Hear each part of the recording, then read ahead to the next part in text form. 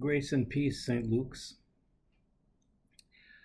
First of all, Janet and I want to convey our gratitude to all of you for the wonderful way that you honored my 50th anniversary of ordination, both in the liturgy and in the wonderful reception after it. It warmed our hearts, and I wasn't expecting it, and so that means it's really grace. So thank you. And I want to make clear, I ran into a couple of the gentlemen at the men's breakfast this morning who thought I was leaving here. And I want to make clear I'm leaving the other St. Luke. I'm staying here till your new pastor comes. So I want to make sure and clarify that. I had a wonderful opportunity on yesterday, to take in what goes on in this building as we serve people.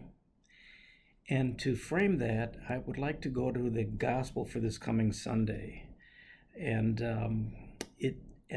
share a couple of insights which I think apply directly to the kind of ministry we offer people here at St. Luke's. Jesus, this is in the Gospel of Matthew chapter 9, verses 9 to 13 and 18 to 26. So Jesus is, talking with the Pharisees, answering their question, why do you eat with sinners? When a synagogue ruler, Luke gives him a name, Jairus, comes and says, my daughter is dying. Please come, and I know that you will make her well. And so Jesus follows him to make the house call. And when he hits the road, there's a woman who's been bleeding for 30 years, touches the hem of his garment, and he notices that.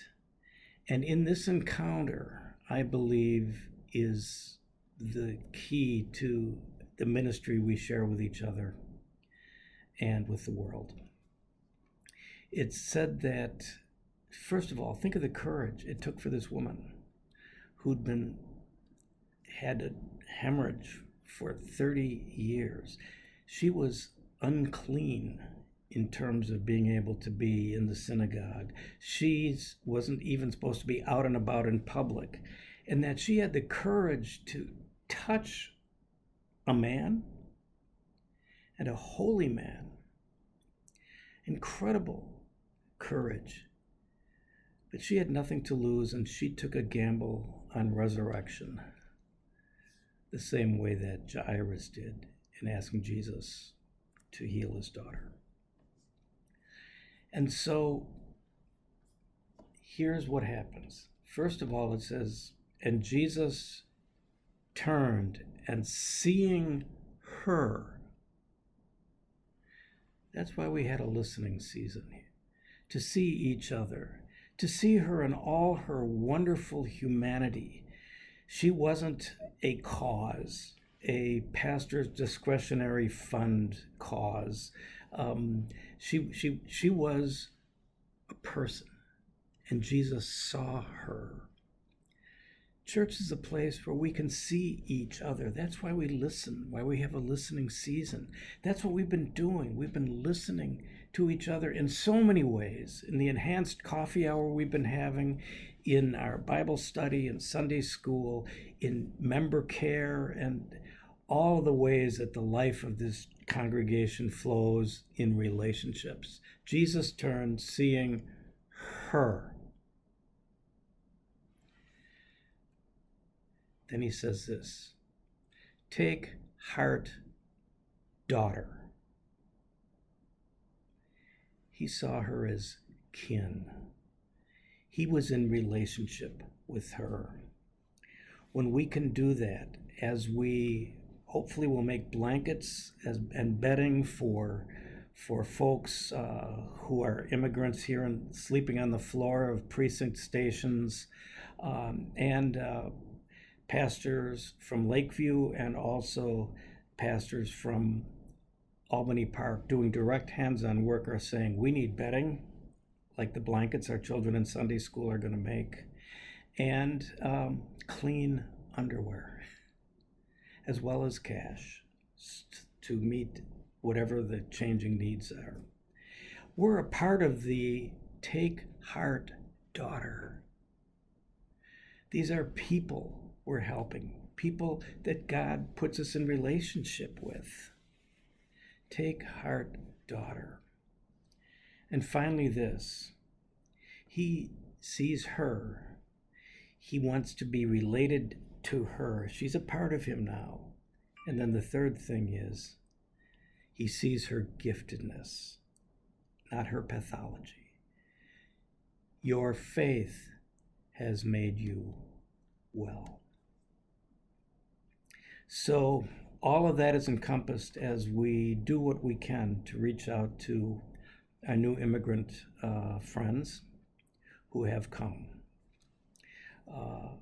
and who are seeking safety, comfort, human connection, for people to see their own humanity, to not treat them as a cause, to not blame them for everything, but to say to each of them, take heart, son, daughter, we see you. We see your faith. You are part of us. And then that takes me to Gerald Nelson's funeral on Monday, and her son Eric, her only child, and all the pieces that went into that funeral. Anne's music, Deborah Sanger welcoming, making sure everything flowed properly, Sylvia and Deborah assisting with the liturgy, our kitchen crew putting out the meal in a tasteful way in every sense, our altar guild doing what they do, all of these things connecting together so that we could say to the Nelson family, to her grieving son Eric, we see you. You are kin, and will strengthen your faith to make you well. And let me circle back finally to giving from the heart, because what I've just shared is a stewardship message. Our building and the budget for the upkeep of our building is because of ministry, like Sunday school children making blankets for immigrants and collecting underwear, making compassion bags, like our Eagle Scout, Mr. Stelter, making a compassion box, which will soon be erected for homeless people in front of our church. Our building and what happens here is mission. So when you support our building, when you pay down the debt, you are helping us to be in mission. For what happens is that we provide, through the Holy Spirit's power, a place for all people to be able to be seen. I see you. To be able to be affirmed. Take heart, daughter. And to be able to be strengthened in faith. Your faith has made you well. That's mission, that's St. Luke's. And when we support that, that's giving from the heart.